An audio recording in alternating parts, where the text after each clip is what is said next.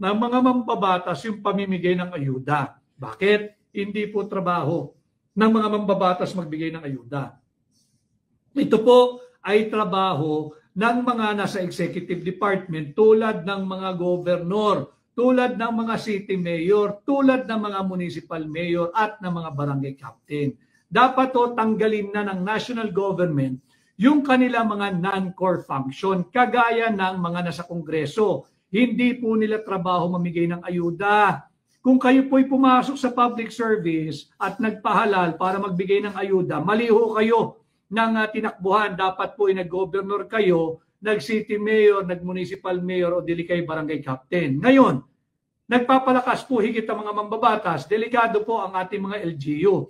Baka pinaghahandaan po na labanan kayo pagdating ng panahon, kaya hindi rin nila binibigay sa inyo yung listahan nila, sinesikreto, yung listahan nila ng mga binibigyan nila ng ayuda. Sapagkat hindi po mahihirap yun. Political leaders po nila yun. Ito po ay legalized vote buying. Kaya yung mga LGU, imbis na dapat palakasin kayo ng pambansang pamahalaan, kayo po ay pinahihina at binibigay ang trabaho ninyo sa mga mambabata sa pamamagitan ng ayuda, yung AKAP, yung ang kakapal ng kanilang pitaka, yung po ibig sabihin ng AKAP.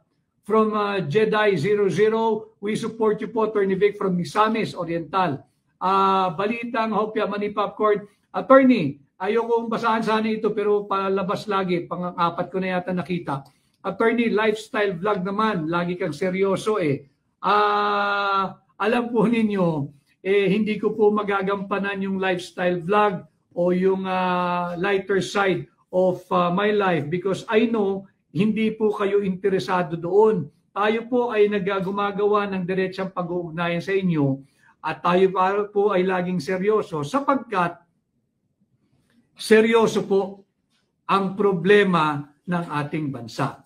Seryoso po ang kalagayan ng ating bansa. Kinakailangan po ng seryosong usapan mula sa mga seryosong tao na kayang magbigay ng seryosong solusyon para naman malabanan natin ang napakaraming seryosong problema tulad ng korupsyon at tulad sa mga nagnanakaw sa gobyerno. Kaya pagpasensyaan po ninyo kung gusto po ninyong makabuluhang talakayan at seryosong usapan at tamang impormasyon, dito po makakaasa kayo sa akin. Pero patawad po, hindi ko kayang gumawa ng mga lifestyle diretsang pakikipag-ugnayan sapagkat seryoso po ang ating mga problema at kinakailangan natin ng seryosong palitan ng kuro-kuro nang sa ganoon magkaroon tayo ng seryosong solusyon sa mga napakaraming seryosong problema ng ating bansa.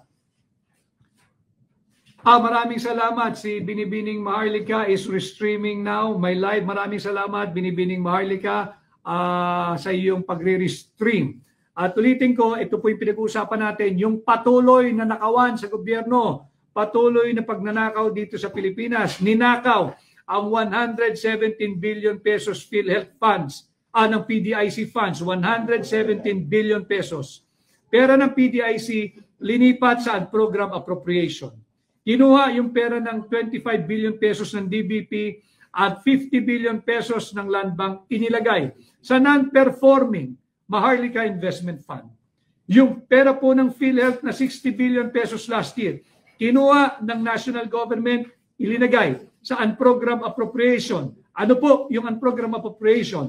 Ito po yung luho, kapritsyo, pork barrel ng mga mambabatas. At ganun din o, ang ating mga manggagawa sa gobyerno, 1.8 million strong government workers. Kinuha po yung 2.3 billion pesos ninyo. Sunog na po iyon. Ang nagsabi po niyan mismo ang COA. Sinunog ng GSIS management ang hard-earned 2.3 billion pesos ninyo. 2.3 billion pesos. Yung kinakaltas sa inyo tuwing sahod, umabot po ng 2.3 billion, sinunog po ng management ng GSIS. Sa paanong pamamaraan? Bumili po sila ng shares of stock o naglagak sila ng pera sa tatlong publicly listed company na hindi naman po kumikita. Bago sila naglagak noong 2022 or 2023, 3 taon po bago ang 2023, 3 taon, hindi po kumikita yung 3 publicly listed companies. At sa loob ng 3 taon, from 2019 to 2022, ayon sa COA, hindi po ito nagbahagi ng dividendo. Paano nga naman makakapagbigay ng dividendo? Lugi nga ho, hindi kumikita eh. So sinunog sadya yung 2.3 billion pesos ng mga manggagawa sa gobyerno. Mag-ingay kayo, magalit kayo, kagalit-galit ito. Higit pa sa plunder ito. Kay MJ.Q, do you feel sorry? Do you regret that you endorse? I feel sad, I feel bad, I feel sorry, I feel so ashamed sapagkat hindi ito yung pinag-usapan naming direksyon. Hindi ito yung napag-usapan naming landas patungo sa good governance. Ito ay patungo sa bangkaroteng estilo ng pamumuno, yung predatory governance. Ito ang ginagawa nila. Ayaw nila kayong umunlad. Ayaw nilang tumalino at umunlad ang kabuhayan ng bawat Pilipino. Hindi po tayo bubuti sa ayuda. Wala po ni isang tumanggap ng ayuda ang kayang magbigay ng patotoo na bumuti ang kanyang buhay, na naiahon niya sa kahirapan ng kanyang pamilya. Wala pong buting dulot yung akap ni Martin Romualdez at ni Bongbong Marcos. Ang ibig sabihin po uli ng akap ang kakapal ng kanilang pitaka dahil dyan sa walang katapusan na akap, AIX at kung ano-ano pang ayuda na binibigay para mabudol pa kayo lalo. Junkie, sa okay ba sa iyo opinion ni Ted Filon na dapat maglabas ng salin ang mga tumatakbo? Okay po ako doon. Subalit kinakailangan maging responsable naman yung pagpapakita ng salin ng mga tumatakbo. Pero wag po yung tumatakbo dahil wala pa naman po yan sa gobyerno. Mandatory naman ho kasi mga kababayan na pag ikipapasok sa gobyerno, kinakailangan magsumiti ka nung salin. Siguro ang ibig sabihin ng iba ay yung kung dapat bang ilathala o i-publish o ipakita yung salin. Doon no tayo may reservation because it will put in harm's way not just the one who submitted his salin, kung hindi pati ang kanyang pamilya. Kailangan lang responsable yung pagkuha ng salin at kinakailangan malinaw kung saan gagamitin. Kung para kasuhan, meron naman pong privacy mga kaso, pero kung para lang hiyain o dili kaya ay iharas o takutin ang nagsubmit ng salin, wag na po tayong pumayag muna doon. Bukod sa salin, tama. Ako po ay nag-submit nung ako ay nag-file ng aking Certificate of Candidacy. Ako ho ay nagsumite ng aking resulta ng aking drug test. Subalit hindi raw po kinakailangan, sabi ng Commission on Election. Bagamat, hindi po kailangan, dinala ko na rin sapagkat baka sakaling tanggapin, at least ako ay nagsumite na ng aking drug test. Yun din ho ang aking sinusulong bilang senador ninyo. Palakasin natin ang PIDEA. Amendahan natin yung kapangyarihan ng PIDEA na bigyan natin sila ng kapangyarihan na magsagawa ng mandatory drug test sa lahat na naglilingkod sa gobyerno at sisimulan natin yan sa tanggapan ng Pangulo para nakakasiguro tayo na tama yung direksyon ng ating bansa. Kay Christine Pangilinan, bakit po sinama ang PMA budget sa education budget? Hindi naman nila hawak yon. Tama yon.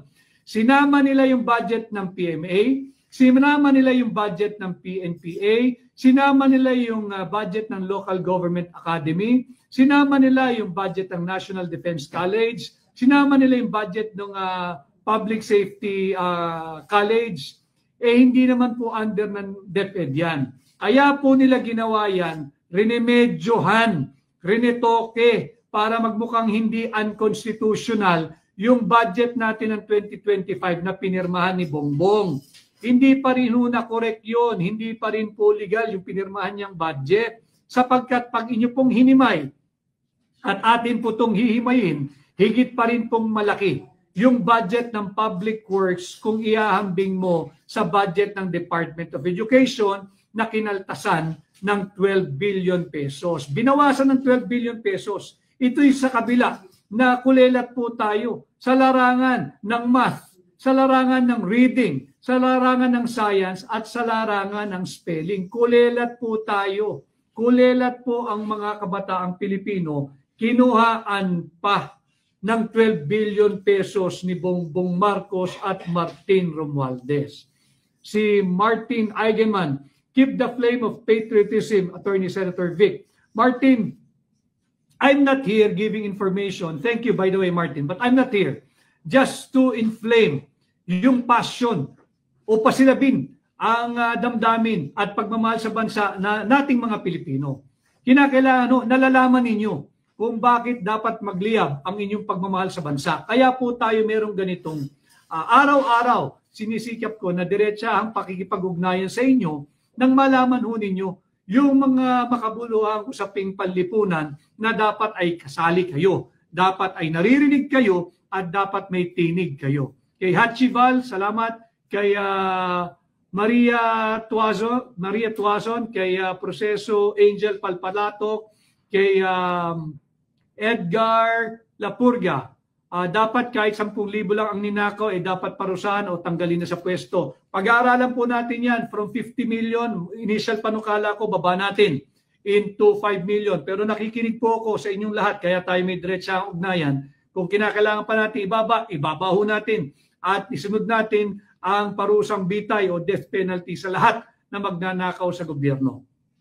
Kay E.G. Gutierrez Escorial, bakit po lagi si VP Sara ang question nila tungkol sa pera? Mas malaki po binubulsa nila. Kasi nga po nais din nilang nakawin ang posisyon ng Vice Presidente kay Inday Sara Duterte. So makikita natin kung gaano kagahaman sa pera, hindi lamang sa pera kundi pati sa kapangyarihan ng mga ito. Hindi po sila kontento na pera lang po ninyo, yung pera nating mga Pilipino ang kanilang nanakawin at ninanakaw. Kinakailangan nakawin din nila ang Office of the Vice President o yung posisyon ni Inday Sara Duterte para nang sa ganoon makasiguro sila nalalagpas ang kanilang termino sa 2028. Huwag tayong pumayag. Huwag ho tayong pumayag. MJ Cruz, thoughts on the 3 impeachment cases against VP Sara. Alam mo ninyo, ito ay political persecution. Nasagot ko rin po ito nung ako'y natanong doon sa programa ni Binibining Karen Davila. Alam mo ninyo, premature, inunahan ng mga elitistang mambabatas yung trabaho ng COA. Wala pong business ang Kongreso na mag-imbestiga at agawin. Pati po trabaho ng COA, ninanakaw na nila. Ganyang kalala ang ating gobyerno ngayon. Pati po trabaho ng COA, ninanakaw na nila. Sila na nag-iimbestiga, sila pa magsasabi kung sinong guilty o hindi guilty, at sila pa ngayon ang naghahabla ng impeachment. Ganyan po kalala yung kinakawan sa gobyerno. Pera, kayamanan ng bansa, pati po pwesto ng Vice President ay ninanakaw na rin ng mga tiwali at elitistang mambabatas. Kay Jex Chu, bakit kasi nag-support ka kay Bongbong? Ayan, sobrang korupsyon na. Sapagkat kami ho kasi ay nagsama ng matagal at ako'y nakitaan ko naman siya at nag-agree kami na tutungo po tayo sa tamang uri ng pamumuno. Hindi rin naman ho siguro ninyo nakita na talaga palang nasa dugo nila na pakialaman ng pera ng mamamayang Pilipino. Pagka nasa DNA na po ng tao, yung pagnanakaw, wala po tayong magagawa ron. Kung magaling silang magtago ng kanilang totoong pagkatao, kaya po tayo ngayon ay naglalahad ng mga korupsyon nila para hindi na tayo mabudol muli. At yan din ang aking panawagan. Higit pong malaki ang boto ni Vice President Inday Sara Duterte. Protektahan po natin si Vice President Inday Sara Duterte. Yung 32 milyong Pilipino, wag ho kayong pumayag na nakawin ng iilang elitistang kongresista ang inyong sagradong mandato. Mahirap naman, ninanakaw na lahat ng yaman nating mga Pilipino. Pati ba naman yung sagradong mandato ninyo, pananakaw pa natin. Mag-ingay ho kayo, makiisa kayo at iparamdam ninyo na hindi kayo sang-ayon sa patuloy na pagnanakaw At yung kay MJ Cruz, yun po ang aking sagot na hindi naman po natin malalaman kung nasa DNA talaga ng tao ang pagiging mandarambong at nakaw dito, nakaw doon ang layunin. Nasa DNA ho pala nila, wala na ho tayo magagawa ron, labanan na lang natin. Kay Kikay Store 2023, Attorney Vic, sana magkaroon din po ng batas sa pag na-convict na ban sa pagtakbo ng gobyerno. Meron pong ganon. Kung meron pong conviction at yung conviction po ninyo ay may kasamang perpetual disqualification or perpetual absolute disqualification, hindi na po kayo maaaring kumandidato. Ganon din yung ginagawang pagnanakaw sa posisyon ng Vice President. Isa pong convicted na mambabatas ang nagsusulong nito. Saan ka naman nakakita? Convicted na mambabatas sa kasong kriminal, siya pa ang namumuno, isa sa namumuno na nakawin ang pwesto ni Inday Sara bilang ating halal na Vice President. Huwag po tayong pumayag. And again, tuloy-tuloy lang po yung nakawan na ginagawa nila. Nandiyan yung PDIC, 117 billion pesos. Yung nag-violate ng law here and abroad. Ano po yung... Dapat po, yung mga nag-violate ng batas dito or sa abroad ay kung dapat... hindi na po dapat kumandidato. Basta't meron pong conviction at meron pong patunay na ikay may ginawang hindi ka aya-aya, hindi ka dapat ihalal at hindi ka na dapat pakandidatuhin. Balikan ko lamang o yung listahan ng patuloy na pahaba ng pahaba. Ng pahaba ng pahaba ang listahan po ng kanilang ninanakaw. Ninakaw yung PDIC. Ang halaga po nito ay 117 billion pesos. Ninakaw po, ilinipat yung pera ng DBP at Land Bank, combined amount 75 billion pesos. Ano po naging resulta? Tinawag po ng IMF ang atensyon ng gobyerno ni Bongbong Marcos. Ang sinabi, you have to restore the capital of DBP and Land Bank before they might encounter a liquidity problem. So, kinuha ang pera, dapat daw ibalik. Hindi po COA nagsabi niyan. IMF, yung International Monetary Fund. Ganon din po, yung kinuha ang pera ng PhilHealth, 60 billion pesos, tapos walang binigay na budget ngayong taon, nanganganib po yung issue ng kalusugan at kaligtasan ng mga senior citizens, ng mga persons with disability, at ng mga mahihirap at higit sa lahat, yung mga manggagawang kinakaltasan na tinatawag nating direct contributor. So napakarami pong problema at magpapatupad po ng taas na koleksyon na naman din ang SSS. Tama po, sang-ayon ako doon sa mga nananawagang wag munang ituloy yung increase doon sa SSS contribution. Dahil ang sinasabi ho ng mga nananawagan, ang huling partisipasyon ng gobyerno ng Republika ng Pilipinas na magdagdag ng pondo sa SSS ay noong taong 1957 pa. 1957 pa huling naglagak ng pera ang Republika ng Pilipinas diyan sa SSS. Ayon din sa kanilang mandato sa RA 11199. Ilang taon na po yan, hindi nagbibigay ng pera ang gobyerno, ipapasa na naman nila. Sa mga manggagawang Pilipino, dapat muna preno.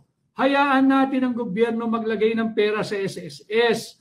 At yun nga po, tigilan na yan. Yang ayudang yan, yang akap na yan, yang AIX na yan. Korupsyon lang naman talaga yan.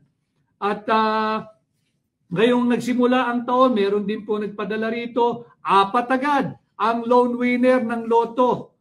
Yang loto ng PCSO, 4 agad do ang loan winner, loan better nanalo ngayong 2025. Kalalaki po ng premyo, isang 57 million, isang 18 million, isang 314 million, tama ba? 314 million at isang 29.7 million.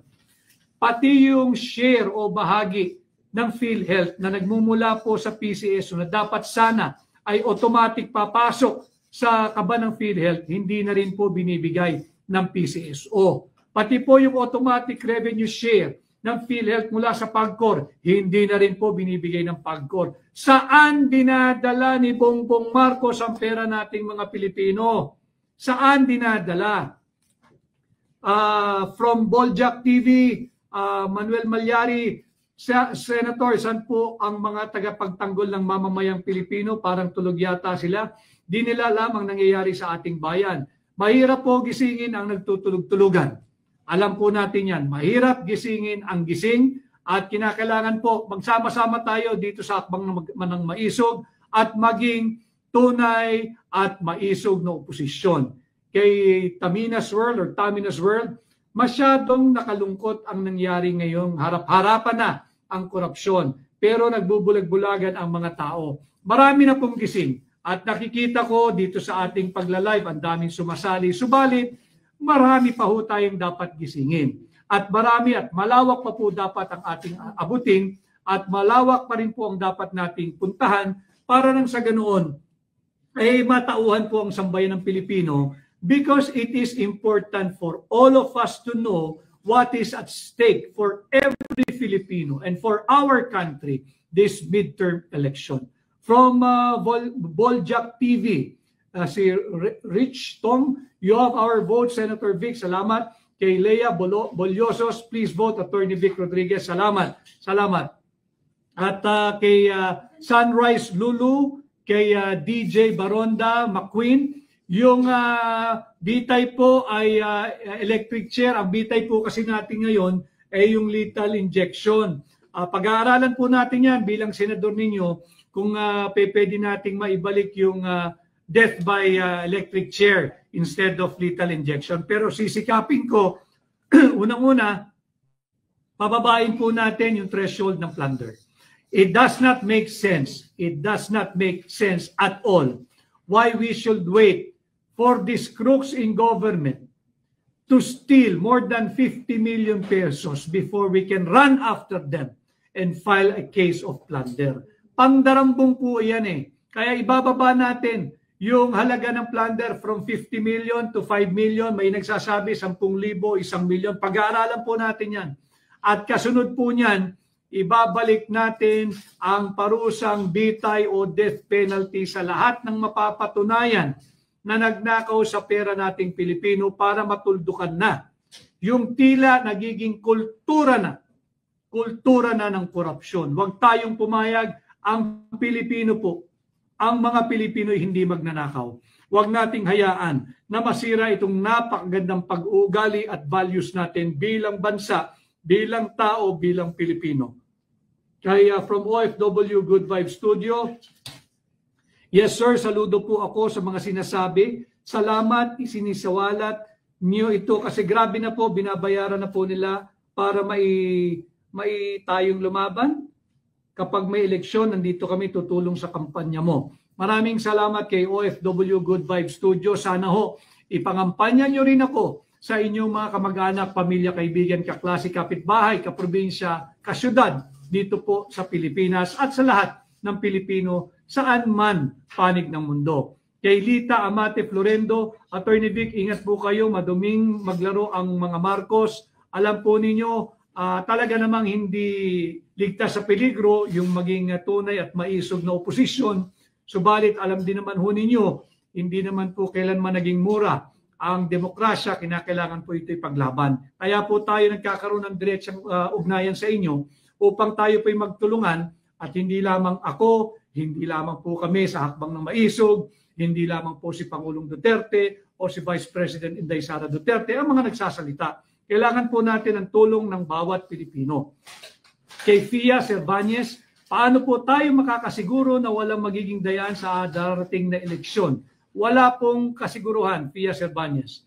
I am just trusting in you, my fellow Filipino, that you will go out and you will go out strong on election day and help me get a seat in the Senate to protect you. Yan, dun na lang po ako nakaasa at dun po ako nananalig. At maraming salamat din kay Deng Vilus Andresa, kay Lady Jean Maarat, maraming salamat sa iyong pagsubaybay. Ganon din kay, anong pangalan nito? Edgar, mabilis lang ko, tsaka si Rini, maraming salamat sa iyo. At kay Nel, attorney, beneficiary po ako ng AKAP. Sabi nila, 5,000 ang AKAP. Ito, mabigat ito. yung Sinel. Ang sabi po nila 5,000 yung akap, pero 3K lang ang natanggap ko. Ito nga po, ito po ay bukod sa legalized vote buying, legalized hold up po itong akap. Ulitin ko, ang akap po kasi yung pitaka lang nilang kumakapal. Ang kumakapal dyan yung pitaka ng mga nagbibigay ng akap. Imagine niyo 5,000 ang tatanggapin mo lang 3,000. At ang masakit po, maraming kwento sa ibang probinsya, 5,000 ang pangako, 3,000 ang tatanggapin.